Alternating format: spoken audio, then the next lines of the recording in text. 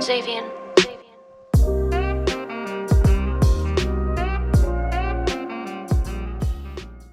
¿Me escuchan bien? Sí, no sé si están ahí. Bueno, Hola, ando con... ¿Cómo andás? ¿Bien? bien, todo bien. Bien, ahí te veo bien. Bueno, ando con una especie de gripe, resfrío espantoso, pero también tenía ese miedo de que no me escucharan bien. Pero bueno, ahí te veo, a Marina la veo bien y la veo y la escucho bien. Súper. Bueno, más allá de las peripecias, le doy la bienvenida a todas y a todos a este encuentro, un nuevo encuentro de Tinta Fresca. El autor nos cuenta su obra, la autora en este caso nos cuenta la trastienda de lo que es esta obra tan particular. Ya vamos a hablar, vamos a desmenuzarla un poco, vamos a conocerla, como es Los Sentidos, publicada por MC hace muy poquito. Una obra con tres relatos maravillosos, una literatura rara, por decirlo de alguna manera que me llevó a lugares insondables, en otras literaturas que uno habitualmente lee, más para este espacio, pero bueno, una experiencia maravillosa.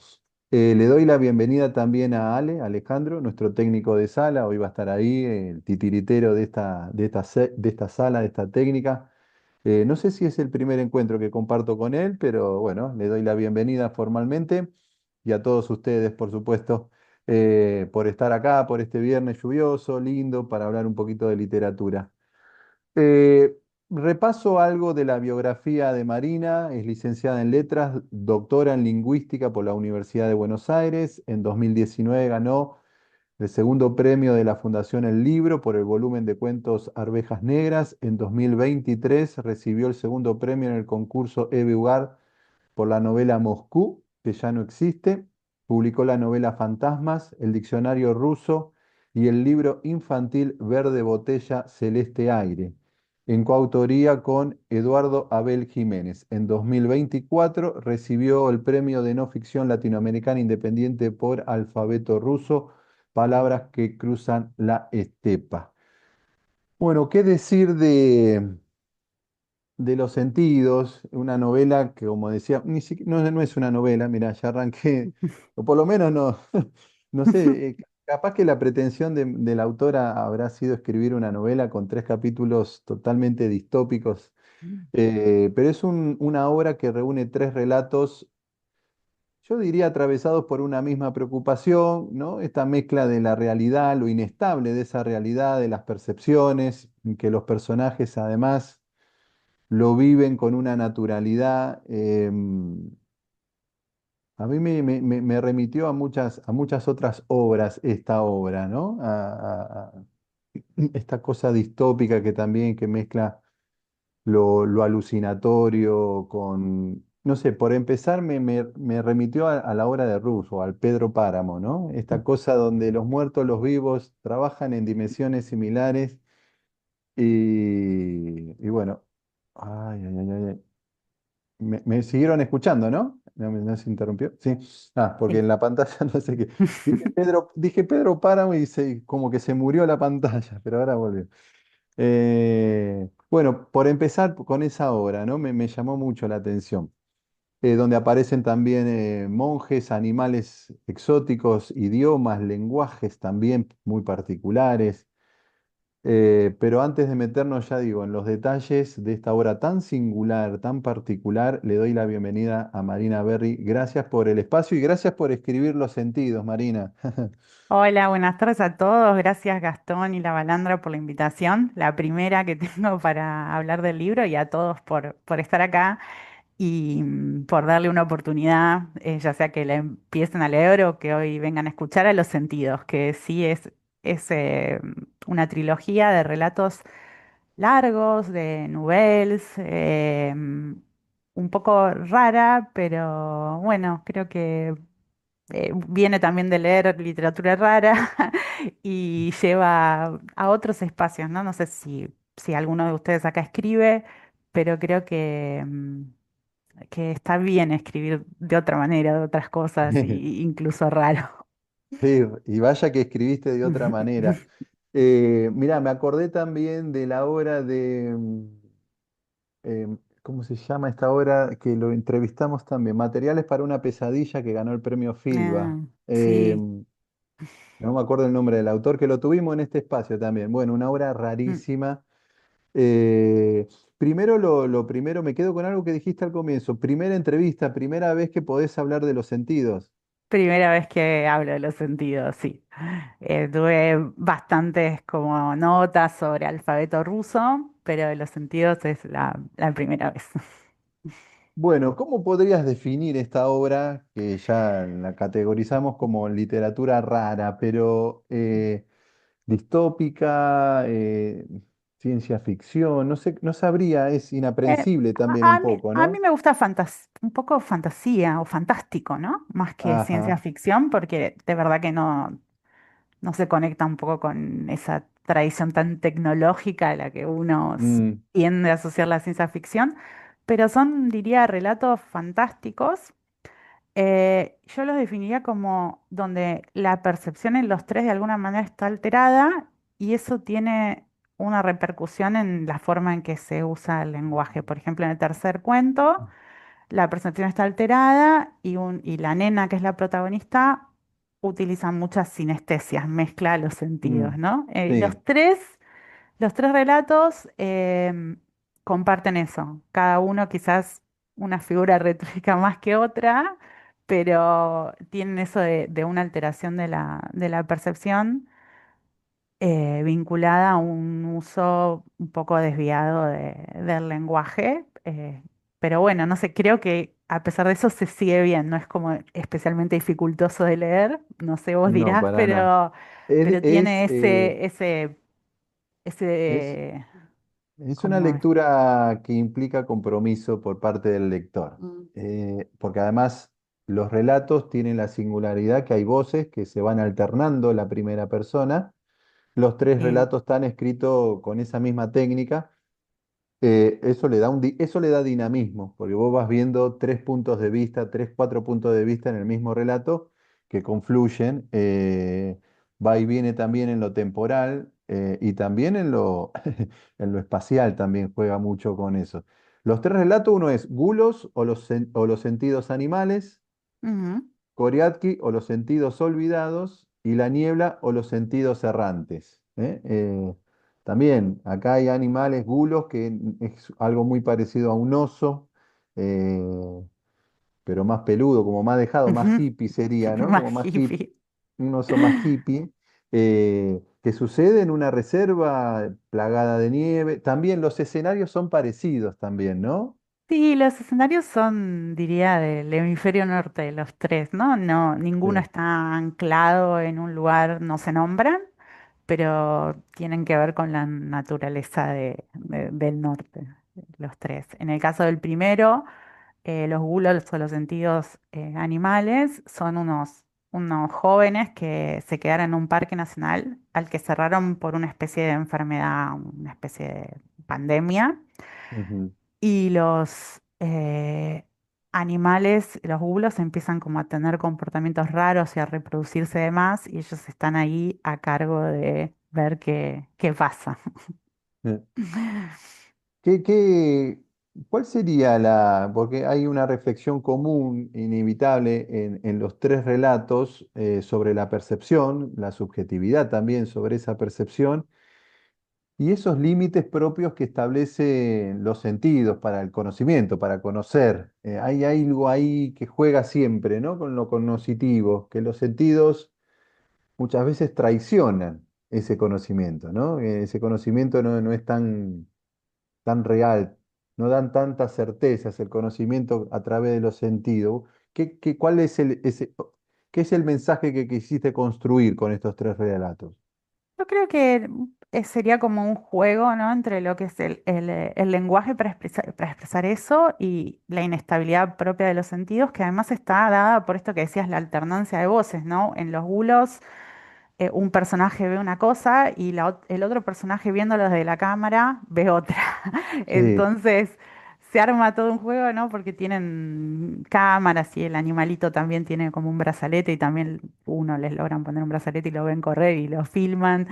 Eh, como, bueno, esta cuestión de las relaciones también a partir de estos sentidos alterados, o en el caso de la niebla, que es el último cuento, hay una niebla con la que se pueden construir castillos, ¿no? Y en la primera escena hay una mamá con la hija que juega y arma un castillo de niebla. Y Y bueno, la hija tiene como un desorden sensorial y la Ujú. mamá la corrige todo el tiempo y el desarrollo de relato es, bueno, qué es lo que hace esa niebla con la mamá también, ¿no? Así que creo que es un poco eso, ¿no? Como esta inestabilidad que de golpe se vuelve como epidémica entre los personajes, también se contagia un poco.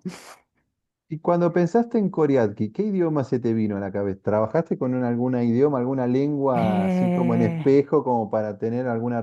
Porque no hay una sola palabra en Coriadki, en el no, cuento, sí, pero no. todo el tiempo se hace referencia a eso. Es maravilloso eso. El segundo relato, que se llama Koriadki o Los sentidos olvidados, porque eh, es como muy linda la metáfora, no es mía, es de la editora Naujeda, se le ocurrió ese subtítulo, porque el personaje es un personaje que hablaba una lengua de chico, que es un fenómeno que pasa y se la olvidó de grande, ¿no? La lengua de Ujú. su abuela. Es un fenómeno que está documentado en lingüística, la pérdida de una lengua, un niño que no sé, por ejemplo, creció en Rusia y fue adoptado y se va a Estados Unidos, puede perder completamente la lengua. Y el cuento es una ficción sobre cómo fantásticamente se podría recuperar una lengua.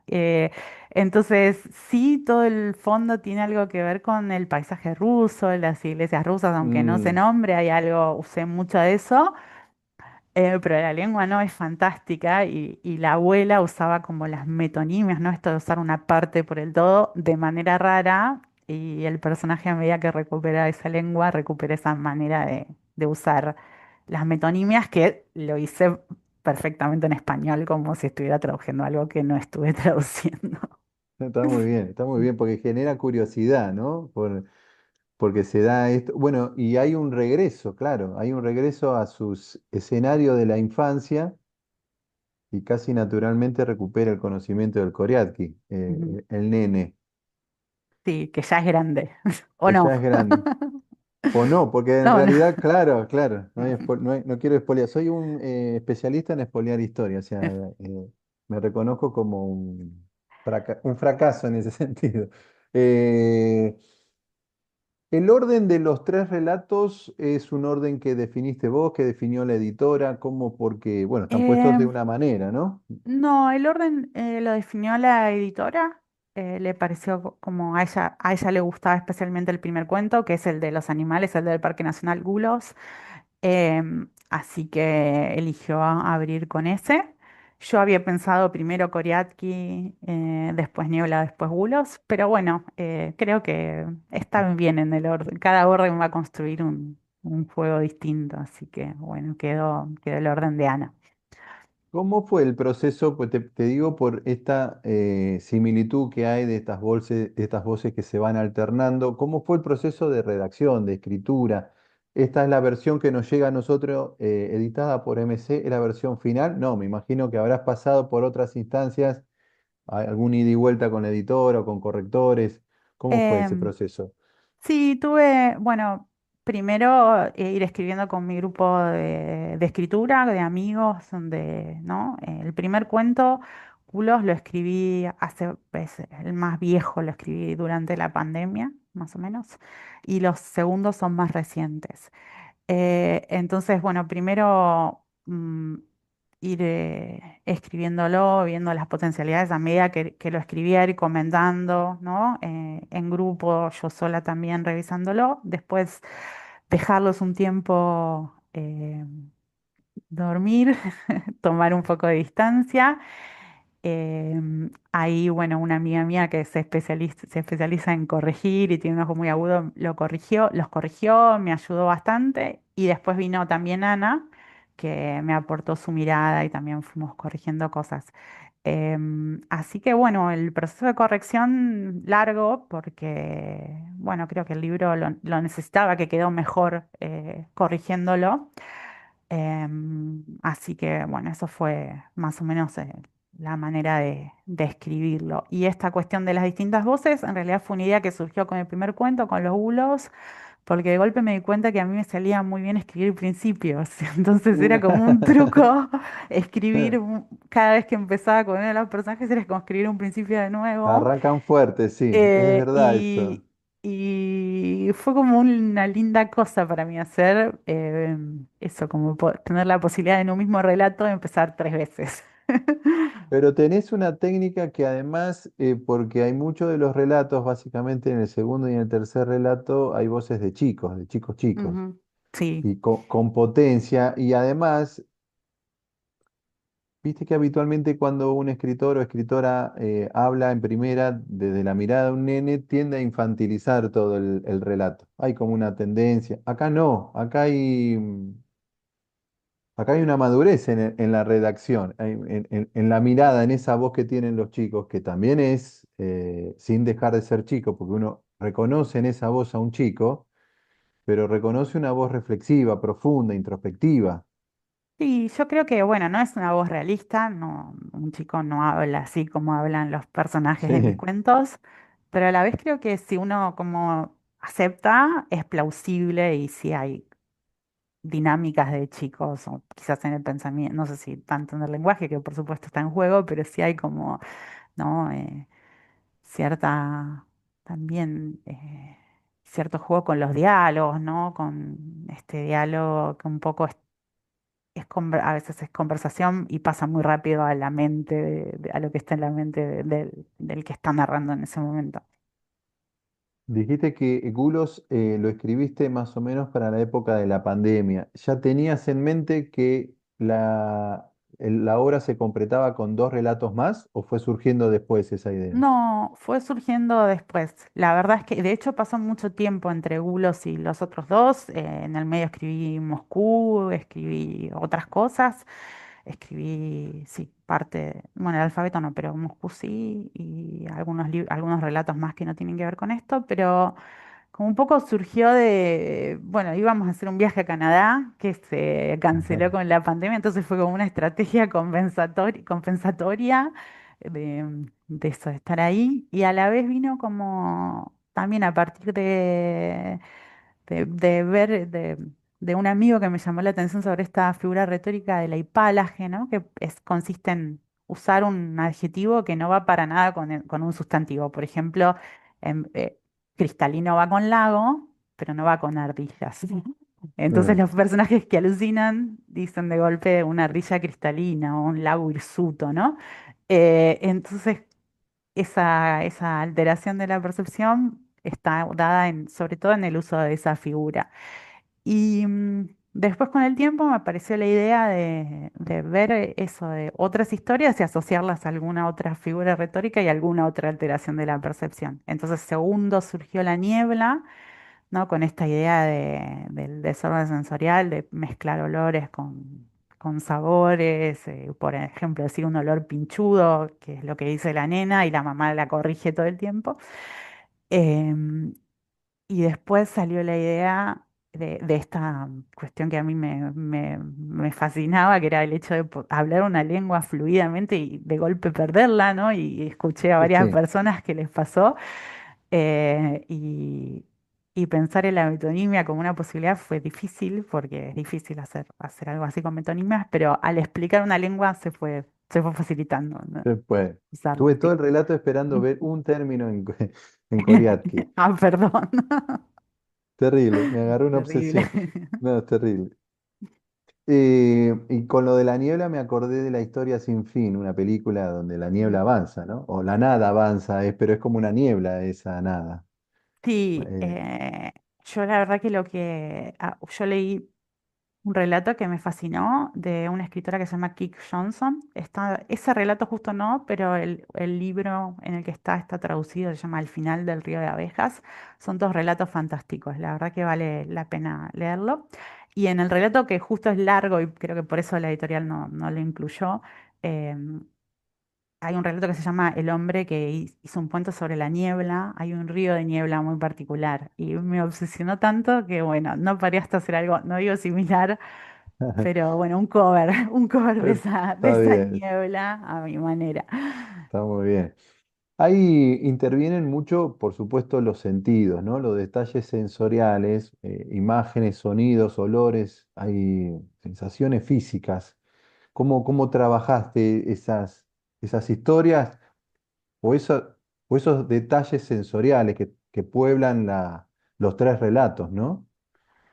Uy, creo que mucho al revés, ¿no? A partir de la lengua, de hacer algún cruce posible con la lengua, porque no siempre queda bien, ¿no?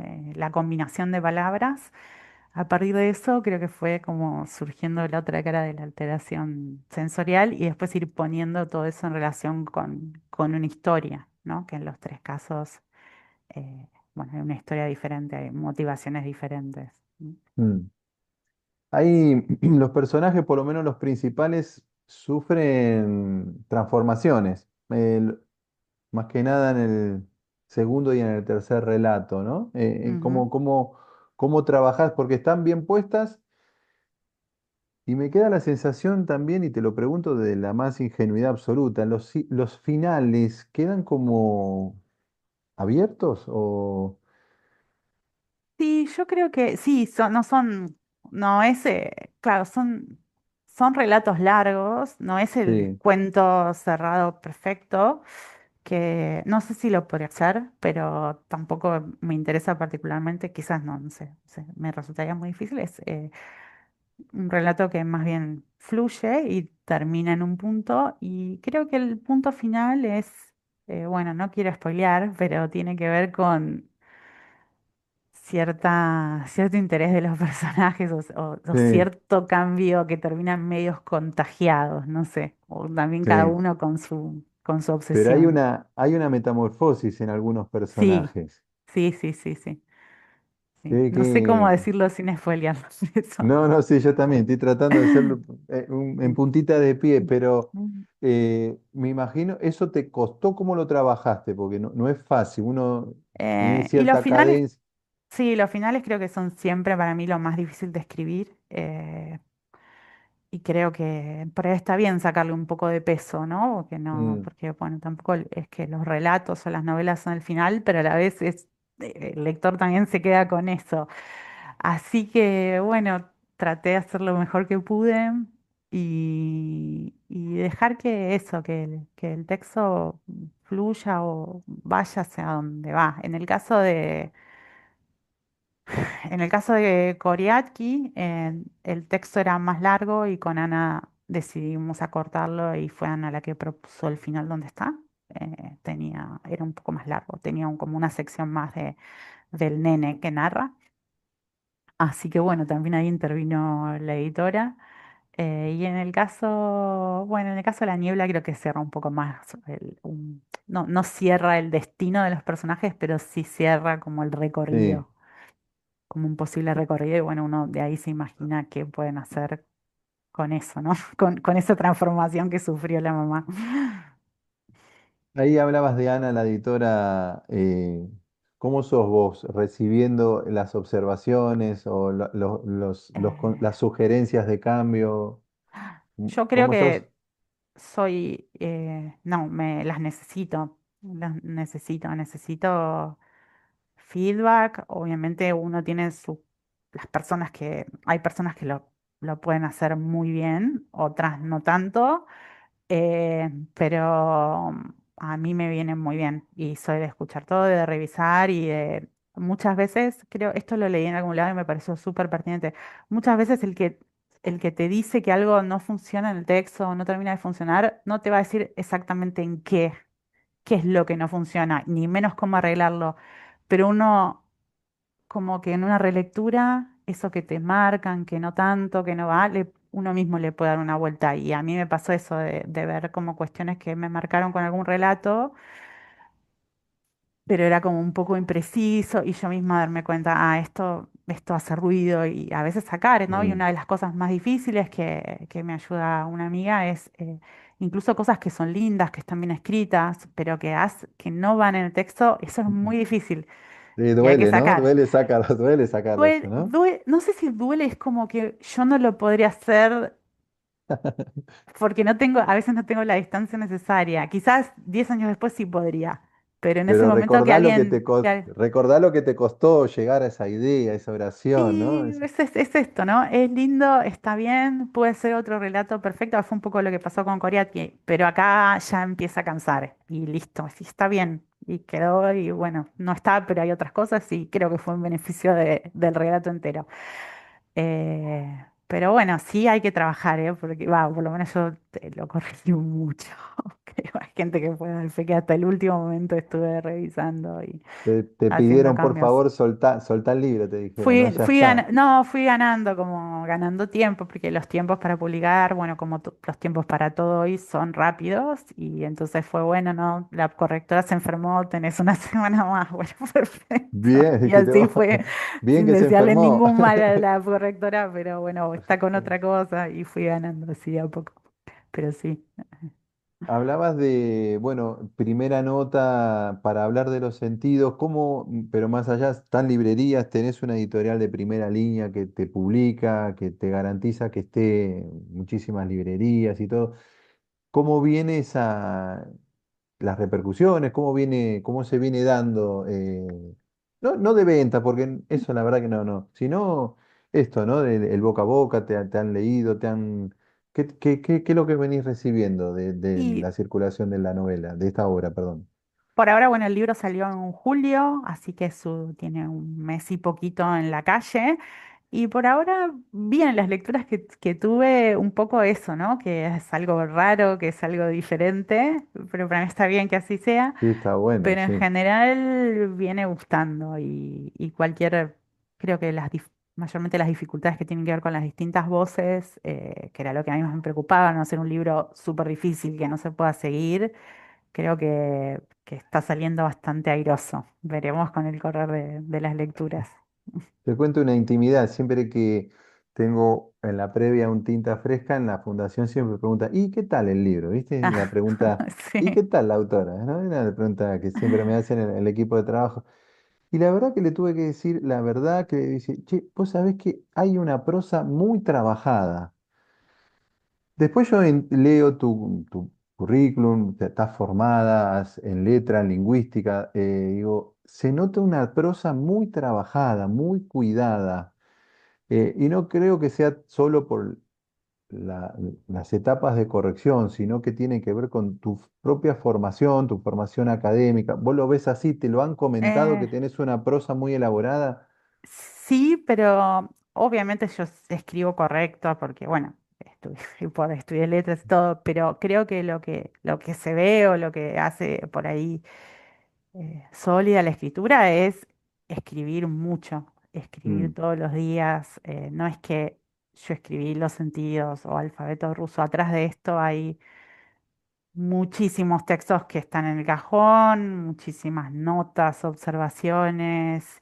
Y todo eso creo que no escribir un solo cuento o una sola novela, sino como la escritura como algo cotidiano, como un ejercicio permanente, me parece que eso espero y creo que se ve, Sí, que se se ve ve. que la mano está floja porque yo de verdad es que no hay día que no escriba aunque sea media hora, de cualquier cosa, no necesariamente seguir con un proyecto que a veces de verdad no se puede, ¿no? Como si uno está escribiendo una novela, de golpe está trabado, de Mm. golpe te duele la cabeza todo el día, eso pasa, pero sí escribir eso, una observación, soltar la mano, dejar un poco que la escritura siga su camino. Sí, se lo nota, se lo nota. Hay como vos lo decías, profundidad y densidad. Hay una Mm. densidad en el texto, ¿no? Hay un cuerpo, es un cuerpo, es una prosa consolidada, así, robusta, por decirlo de alguna manera, ¿no? Sí, yo creo Eh, que eso se lo debo a esta. no se ve muy a menudo, no se lee muy a menudo algo así, ¿eh? Yo creo que eso tiene que ver con la práctica diaria y después, obviamente, cada obra exige lo que exige y, bueno, tiene sus peculiaridades para que no sea siempre igual, pero hay una base de eso, de trabajo constante, de leer mucho los textos en voz alta y escucharme y escucharme a veces decir, no, esto no, no como esa práctica frecuente. Mm. Que- Hay un pacto que tienen los tres relatos fantásticos, pero que en realidad si uno los mira y los lee y se deja llevar por las historias, son como también una suerte de vía de acceso a la realidad, a nuestra realidad. No están tan librados a la imaginación y a la ficción. Te podés conectar con cosas que te pasan o que te pasan o que a tu entorno le pasa, ¿no? Hay pequeños puentes hacia lo cotidiano, por lo menos me pasó a mí como escritor y me pasó, te diría, casi en los tres cuentos. Cositas que tienen los personajes, que están anclados en una realidad, por supuesto, distinta a la de uno, pero que le suceden cosas que te suceden a vos también, que nos suceden a cada uno. Sí, no sé qué fue en particular lo que notaste, yo creo que están las No, relaciones humanas ahí, ¿no? Como sí, las sí, por ejemplo, amistades, las... esta nena que tiene Ah, alucinaciones, la madre no quiere que le digan alucinaciones a las alucinaciones, sí. pero es muy común, yo tengo un caso muy cercano, algo así, entonces Mm, de un mm, nene en este caso que juega con sus palabras y eso me impactó, me convocó, ¿no? Desde mi realidad. La primera historia no pudo más que remitirme a la época de la pandemia, porque bueno, ujú, sí. contaste Yo, vos yo traté de borrar todo porque creo que es algo que no queremos recordar, pero bueno, algo quedó, algo sí. quedó, sí. Y después, te cuento cosas muy Sí. personales, ¿no? Y el segundo relato, yo tenía un amigo que se me fue en la época de la pandemia y que era Toba, él era y era una suerte de chamán. Y Mm, entonces, y tenía también expresiones que muy distintas y jugaba con el imaginario, con estas figuras casi paganas que tiene el chamanismo mm. entonces me remitió mucho, porque hay una densidad, hay una liturgia religiosa en ese segundo cuento, ¿no? Sí, en ese segundo cuento, para los que no lo leyeron, el nene tiene una abuela y la abuela limpiaba iglesias en los bosques, pero la abuela Sí. no creía en los dioses de las iglesias, sino que creía en espíritus de los bosques. De Sí. espíritu, pero por ejemplo, con esto de o la vida después de la muerte y después la posibilidad de conectar con gente del más allá, digo, son cosas que uno ha leído o ha experimentado, ¿no? Ujú, Por eso digo, son sí. pequeños puentes, pequeñas vías de acceso a realidades muy particulares las que también construiste en estos relatos. Sí, yo creo que sí, con estas posibilidades que da lo fantástico, ¿no? Que es a la vez también alejarnos o permitirnos otras cosas, ¿no? Como otras imágenes, otras posibilidades en las historias, otros mundos que un poco están en nuestras cabezas, ¿no? Te permitiste jugar con estos tres relatos, creaste tu propio mundo. Sí, sí, yo creo que para mí eso, ¿no? La escritura es un lugar de libertad y la escritura fantástica todavía más. Así que, bueno, por eso hace bastante que escribo así, como ya Mu- me decanté por ese lado. Muy bien, muy bien. No sé si alguien, ahora sí abrimos la participación para Ujú, que puedan preguntar, charlar, comentar, decir lo que quieran. Ahí está Marina también para que le puedan preguntar cosas o ustedes compartir lecturas, experiencias, sus propias experiencias como lectores y escritores. Sé que hay mucha gente que está mm, aquí que también lee, escribe y que convive con los libros, ¿no? Y con las historias que están en los libros. No sé si alguien se anima a romper el hielo y largarse un poco en este momento no podemos hacer otra cosa más linda que hablar de literatura afuera, está lluvioso, está frío, en la previa de un fin de largo. ¿Eh? No sé si alguien se anima. Ahí está Mónica, ahí veo Mónica. que Mónica Chiesa. ¿Cómo estás, Eh, Mónica? ¿Cómo Hola, estás, Mónica. Gastón? Bien.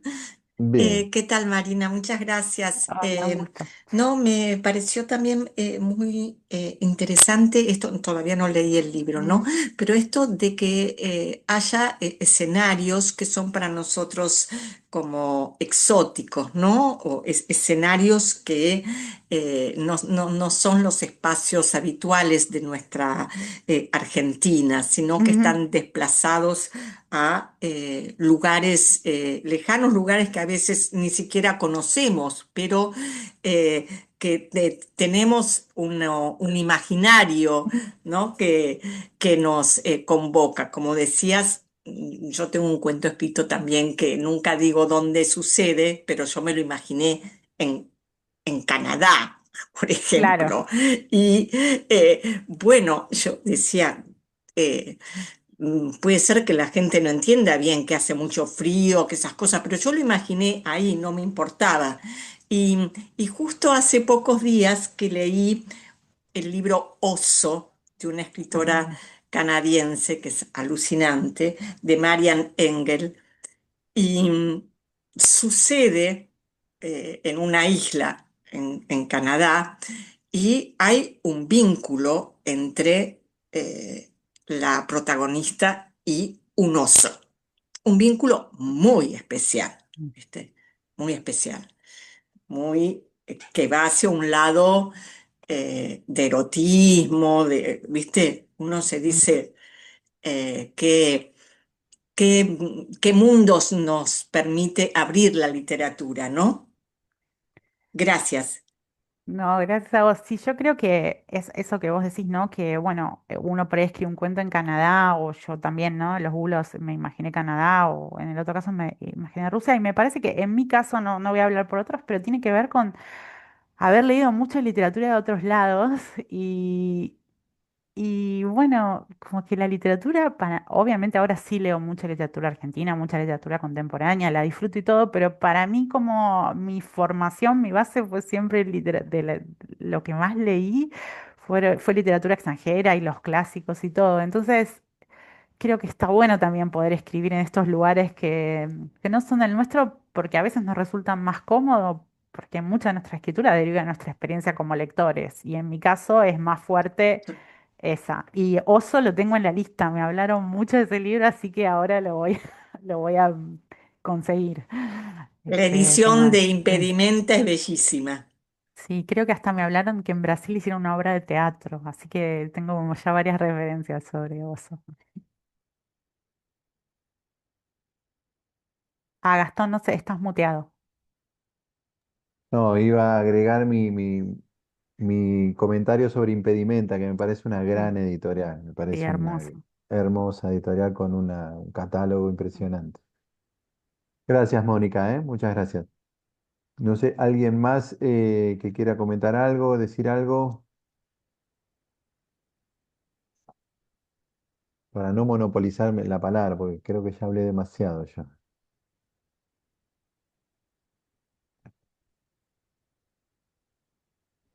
Bueno, yo te quería preguntar porque vos hablabas mientras alguien más se decide, o pueden dejar la pregunta si no en el Mm. chat, si no, no se animan a abrir el micrófono, yo las leo en la pregunta, que trabajás y escribís al menos media hora. ¿En qué estás ahora? ¿Qué estás trabajando ahora? Ahora estoy escribiendo una novela, el principio de una novela que sucede en dos tiempos y también es fantástica. Que tiene que ver con una historia real em, bueno, cuento un poquito en Rusia, a los revolucionarios antes de la revolución, en la época zarista, los exiliaban en Siberia, ¿no? Los mandaban a lugares muy remotos y esa era su cárcel, entre comillas, porque estaban libres. Y muchas de esas personas, o varias de esas personas, se convirtieron en etnógrafos muy renombrados y tienen obras increíbles sobre distintos pueblos de Siberia. Así que es una novela fantástica sobre esas historias y con material de ahí, de esos diarios. Este, así que ese es mi proyecto actual. Pero bueno, no es que o sea, a veces los proyectos no se detienen, se paran, hay que buscar la vuelta, hay que volver para atrás, pero está bueno siempre por ahí escribir un poquito más suelto sobre otra cosa, sobre eso como eh, más flexible. Mm, ¿Te convoca el universo? Ahí está. Ahí ¿Tenés está. orígenes rusos? Sí, te iba a preguntar No, lo mismo también porque solo literarios, solo solo literario. literal. Yo leí mucha literatura rusa, fue la literatura que me cautivó de adolescente y de grande también, y después estudié mucho tiempo ruso. Y sí, ahora hablo fluido ruso, puedo leer en ruso, esos materiales accedo en ruso, pero no son es solo una patria literaria, no es que tenga abuelos ni nada. Es todo. Mirás vos. Bueno, te comprometiste porque ya Me aprendiste el comprometí. idioma. Sí, sí, sí. Está Es- muy bien, está muy bien, está muy bien. Bueno, no sé si alguien más quiere comentar algo, decir algo o contar de su presente literario como escritores. Yo podía comentar algo más si me Sí, por supuesto, permitís, Mónica. Abierto, abierto el Gastón. micrófono. Adelante.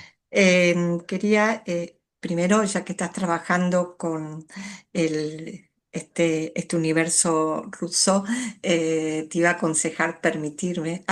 Mm, aconsejarte, ya que yo también hago talleres literarios, que leas a Kolkós, ya que está por venir a la Argentina, Emmanuel sí. Carrère. Ajá, ajá. Escribe justamente cuatro generaciones, o sea que su madre fue una especialista, una gran especialista Mm, en el mundo ruso. Bueno, Emanuel escribe sobre esta historia de su familia materna y su familia paterna. Y después el otro día me comentaron que un gran escritor ruso había estado en Siberia, ahora no recuerdo cuál de ellos. No sé si mm. Dostoyevsky puede ser. Dostoyevsky estuvo preso y Ah, Chekhov estuvo de visita. Así que ahí sí, está, ahí hay está. varios. Sí, Sí, sí, sí, tienen sí. nada. Sí, Ujú. Dostoyevsky tiene un libro que se llama Memoria de la Casa de los Muertos, donde Sí, describe ahí el está, ahí viaje. está. Sí. Mm. Sí, sabía que había trabajado eso Mm, en algún taller y ujú. que, bueno, me había Quedó quedado por ahí. ahí. Sí, sí. Via- Gracias. ¿Viajás, Marina, para allá, para Rusia? Eh, Fui dos veces, una de turista, otra un tiempito a estudiar ruso, pero bueno, ahora con la guerra y todo está un poco, Claro, no, está más detenida. difícil. Sí, no es por ahí el mejor momento, esperemos que en algún futuro no tan lejano se pueda hacer con relativa comodidad. Seguramente te lleve la literatura también para allá. Sí, ojalá, ojalá. Ojalá. Sí. A ver, Gastón, ¿podés preguntarle para que abro el chat?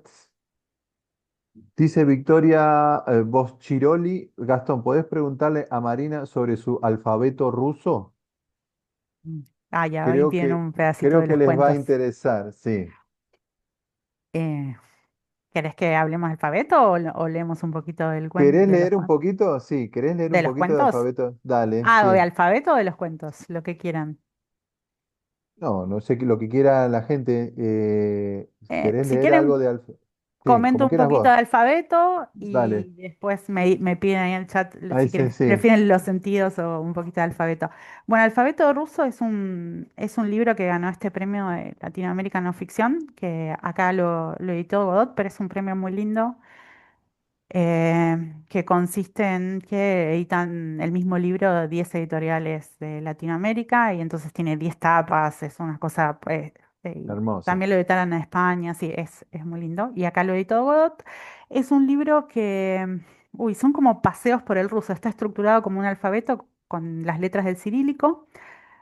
Cada letra está asociada a una palabra que empieza por esa letra y hay como un paseo por algo de la cultura rusa, por la literatura, por la pintura, por los diccionarios de Rusia. Y siempre traté en esos ensayitos paseo de que fuera algo no tan conocido. Por ejemplo, no, si, por ejemplo, traté autores como Lidia Chukovskaya o Lyudmila Ulitskaya, que no son como Tolstoy, Dostoyevsky, después aparecen, pero cuando aparecen, aparecen más de costado. Por ejemplo, Dostoyevsky aparece a partir de las ilustraciones.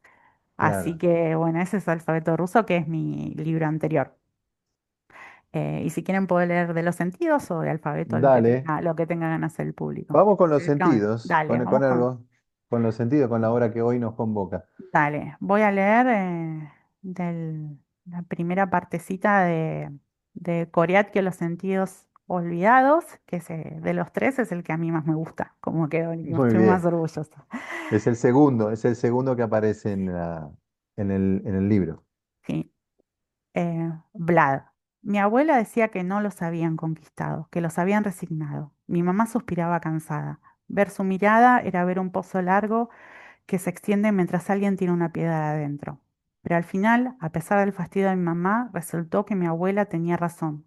A los Coriatki los resignaron, o ellos se resignaron por un tiempo, pero con la clausura de su territorio volvieron a ser lo que siempre fueron, salvajes o libres. Sueño todos los días con mi abuela. En esos sueños no importa quién tiene razón, porque mi mamá no está y el presente no existe. No hay ciudad. La ciudad es apenas una palabra brumosa. Solamente estamos mi abuela y yo, las iglesias y los caminos, el bosque y alguna aldea que ni siquiera puede aspirar a pueblo, porque es apenas un puñado de casas. Hoy, por ejemplo, sueño que estamos en un camino estrecho que conduce a una iglesia de punta dorada y paredes de troncos sin lijar. Mi abuela barre el sendero que lleva a la entrada. Más barre y más nieve cae. El mango de la escoba agita o rasca el cielo. A ella no le importa. Busco una rama para ayudar. Me pongo yo también a barrer. Mi abuela me ordena en Coriatki que busque una rama más tupida. Le hago caso, aunque no sé cómo, porque en el sueño no entiendo las palabras y en la realidad no me acuerdo cómo se dice en Coriatki. Rama, ni pino, ni mucho menos tupido. Solo sé decir abuela y trapo porque los trapos eran, de alguna manera, también mi abuela. Ah, estás muteado otra vez. Muy lindo, muy lindo, muy lindo. Gracias. Mm, está hermoso. Sí, la verdad que sí. Gracias. El paisaje que vas describiendo, cómo vas metiendo al lector en esa atmósfera difusa, ¿no? Mm, En barrosa. Es una... El sí, me barro también, barra. el barro Gracias, también Mariana. ocupa un espacio, ocupa un lugar en los cuentos. Sí, hay nieve, hay niebla, que es como una especie de arena, y hay barro, así que bueno, y es esto, ¿no? También son bastante oníricos los tres, Sí, sobre todo los dos segundos, ¿no? sí. Son un poco cosas que uno puede soñar. Muy poderosos son los cuentos, muy poderosos, sí. Bueno, no sé si alguien quiere comentar algo, decir algo. Bueno, Hola, dice muchas Eduardo gracias. Fernández. Hola, me encanta la prosa de Mariana. Me ha atrapado, sí, es Gracias, cierto. gracias. Ahí Mariana quiere decir algo, levantó la mano. ¿Cómo estás, Mariana? Buenas Hola, noches. Mariana. Hola, ¿qué tal? Gracias por este encuentro. Nay, te quería preguntar un poco con esto de la literatura, de los lugares a donde nos lleva. eh, ¿Qué lugares dijiste que leíste mucha literatura de todos lados? Si te pasó de ir tras buscar un lugar por un libro. O sea, a mí me pasó que esto personal, yo leí En busca del tiempo perdido de Marcel Proust y No, pude ir a, a París este año, lo cuento y me emociono, y además fui al pueblo de él. Y para mí fue como, fue como una cosa maravillosa de la literatura, o sea, como la literatura hizo que yo conociera ese lugar primero y después el estar y, no sé, iba por algunos lugares y decía, esto lo dijo, esto lo leí, ¿no? Como esa sensación que nos da la literatura. Entonces, preguntarte qué relación, si tenés alguna con algún, eh, así con sí. algún... Bueno, también leí Proust y me encanta, pero no fui a los lugares de Proust. Sí fui a Yasnaya Poliana, que es de la hacienda de Tolstoy, Ah, en Tula.